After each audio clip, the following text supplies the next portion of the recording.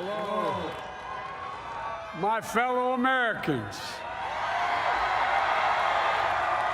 and the people who brought me to the dance, Delawareans. I see my buddy, Senator Tom Carper down there, and I think Senator Coons is there, and I think the governor's around. Is that Ruth Ann? And that former Governor Ruth Ann Minner. Most importantly, my sisters-in-law and my sister Valerie. Anyway. Folks, the people of this nation have spoken. They've delivered us a clear victory, a convincing victory, a victory for we the people. We've won with the most votes ever cast on a presidential ticket in the history of the nation. 74 million.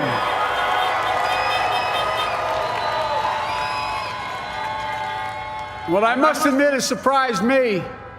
Tonight, we're seeing all over this nation, all cities and all parts of the country, indeed across the world, an outpouring of joy, of hope, renewed faith in tomorrow, bring a better day. And I'm humbled by the trust and confidence you've placed in me. I pledge to be a president who seeks not to divide, but unify, who doesn't see red states and blue states, only sees the United States. And work with all my heart, with the confidence of the whole people, to win the confidence of all of you. And for that is what America, I believe, is about. It's about people. And that's what our administration will be all about. I sought this office to restore the soul of America, to rebuild the backbone of this nation, the middle class, and to make America respected around the world again, and to unite us here at home. It's the honor of my lifetime that so many millions of Americans have voted for that vision. And now, the work of making that vision is real. It's a task, the task of our time. Folks, as I said many times before, I'm Jill's husband. And I would not be here without her love and tireless support of Jill and my son Hunter and Ashley, my daughter, and all our grandchildren and their spouses and all our family. They're my heart. Jill's a mom, a military mom, an educator. And she has dedicated her life to education. But teaching isn't just what she does, it's who she is. For American educators, this is a great day for y'all. You're going to have one of your own in the White House. And Jill's going to make a great First Lady. I'm so proud of her.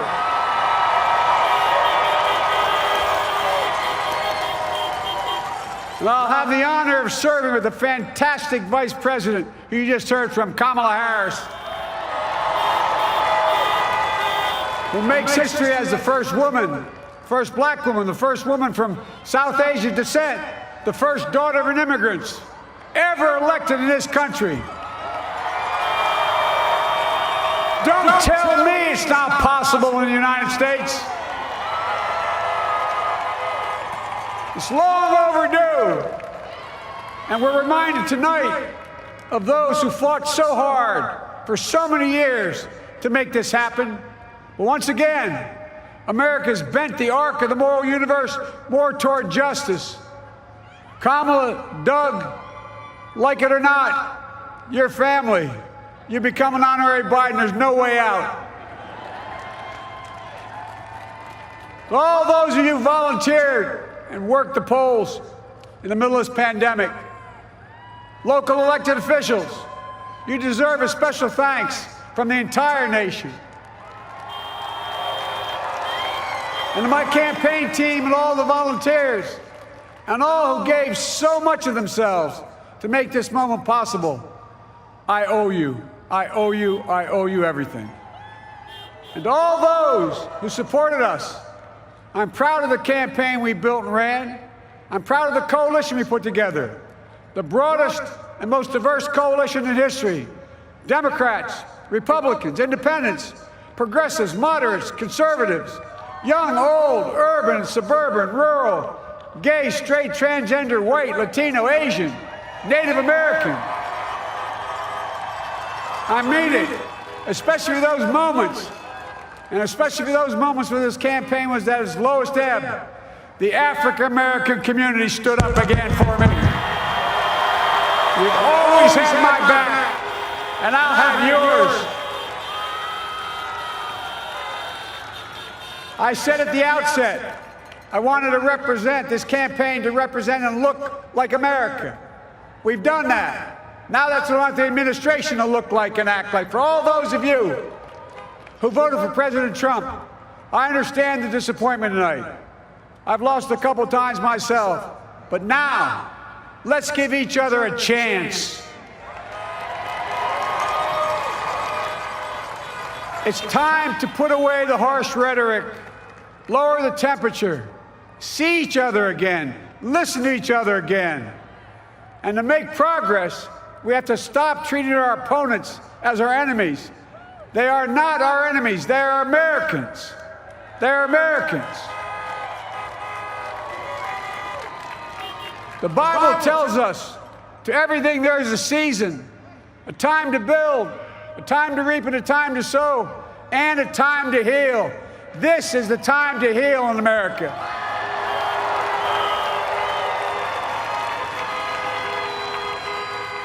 Now this campaign is over.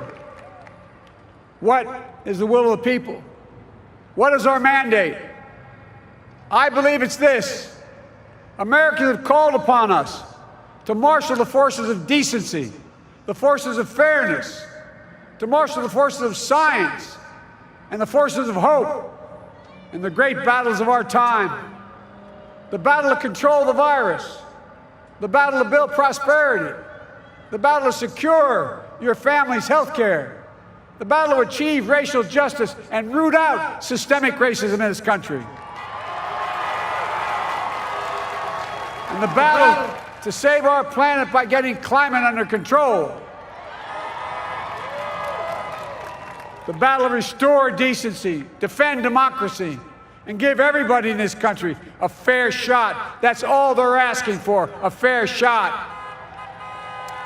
Folks, our work begins with getting COVID under control.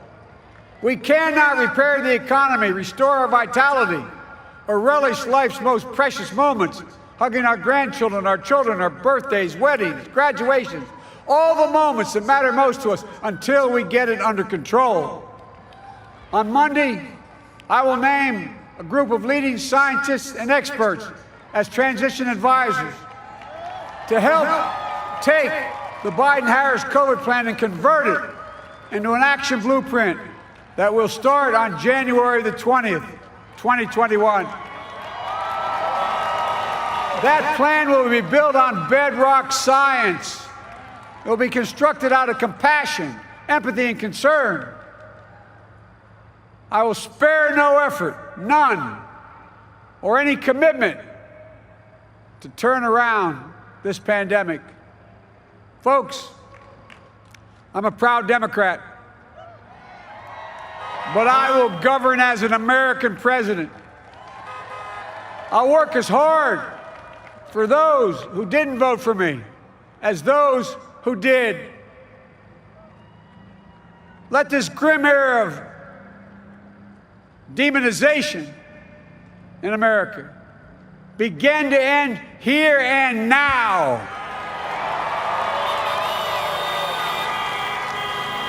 The refusal of Democrats and Republicans to cooperate with one another, it's not some mysterious force beyond our control. It's a decision, a choice we make. And if we can decide not to cooperate, then we can decide to cooperate. And I believe that this is part of the mandate given to us from the American people. They want us to cooperate in their interest. And that's the choice I'll make. And I'll call on Congress, Democrats and Republicans alike, to make that choice with me. The American story is about slow yet steadily widening the opportunities in America. And make no mistake, too many dreams have been deferred for too long. We must make the promises of the country real for everybody, no matter their race, their ethnicity, their faith, their identity, or their disability. Folks, America has always been shaped by inflection points, by moments in time where we've made hard decisions about who we are and what we want to be. Lincoln in 1860, coming to save the Union. FDR in 1932, promising a beleaguered country a new deal. JFK in 1960, pledging a new frontier. And 12 years ago, when Barack Obama made history, he told us, yes, we can. Well, folks, we stand at an inflection point. We have an opportunity to defeat despair, to build a nation of prosperity and purpose. We can do it. I know we can. I've long talked about the battle for the soul of America. We must restore the soul of America. Our nation is shaped by the constant battle between our better angels and our darkest impulses. And what presidents say in this battle matters. It's time for our better angels to prevail. Tonight, the whole world is watching America. And I believe at our best, America is a beacon for the globe. We will lead not only by the example of our power, but by the power of our example. I've always believed, many of you heard me say it, I've always believed we can define America in one word: possibilities. That in America, everyone should be given an opportunity to go as far as their dreams and God-given ability will take them. You see, I believe in the possibilities of this country. We're always looking ahead to an America that's freer and more just, ahead to an America that creates jobs with dignity and respect, ahead of America that cures diseases like cancer and Alzheimer's, ahead to an America that never leaves anyone behind, ahead of America that never gives up, never gives in. This is a great nation. It's always been a bad bet to bet against America. We're good people. This is the United States of America, and there's never been anything we've been not able to do when we've done it together. Folks, in the last days of the campaign, I began thinking about a hymn that means a lot to me and my family, particularly my deceased son, Bo. It captures the faith that sustains me and which I believe sustains America. And I hope it can provide some comfort and solace to 230,000 Americans who've lost a loved one to this terrible virus this year. My heart goes out to each and every one of you. Hopefully this hymn gives you solace as well. And it goes like this: and he will raise you up on eagle's wings, bear you on the breath of dawn, and make you to shine like the sun, and hold you in the palm of his hand. And now together, on eagle's wings, we embark on the work that God and history have called upon us to do, with full hearts and steady hands, with faith in America and in each other, with love of country, a thirst for justice. Let us be the nation that we know we can be, a nation united, a nation strengthened, a nation healed. The United States of America, ladies and gentlemen, there's never been anything we've tried we've not been able to do. So remember, as our grandpapa used to say when I walked out of his home when I was a kid up in Scranton, he said, "Joey, keep the faith." And our grandmother, when she was alive, she yelled, "No, Joey, spread it. Spread the faith. God love you all. May God bless America, and may God protect our troops." Thank you, thank you, thank you.